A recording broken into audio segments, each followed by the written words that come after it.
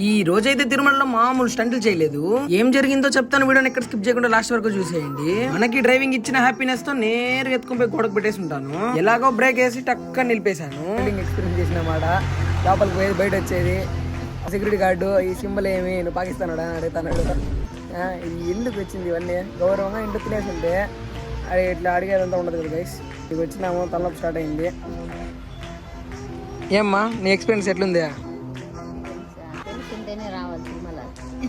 చూసారా గైస్, తిరుమల గురించి ఒక ఎక్స్పీరియన్స్ ఉంటే మాత్రమే ఇక్కడికి రావాలి, లేకపోతే అసలు రాని అవసరమే లేదు. ఇక్కడ ఫుల్ తెల్లారి పోయి టికెట్ తీసుకుంటే నైట్ 11 గంటలకు ఉందండి దర్శనం. అవసరమా?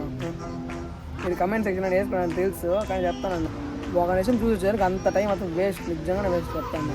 మహా అంటే 10 నిమిషాలు అంతే, అంతకుమించి వేస్టే. అంతసేపు ఉంటే పక్కా వేస్ట్. ఏమమ్మే ఎట్లుంది నీకు తిరుమలకి వచ్చింది?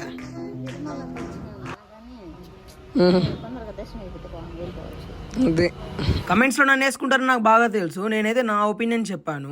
వీడియోని లైక్ చేసుకో గోవిందా, అలాగే ఛానల్ ని సబ్స్క్రైబ్ కూడా చేసుకో గోవిందా.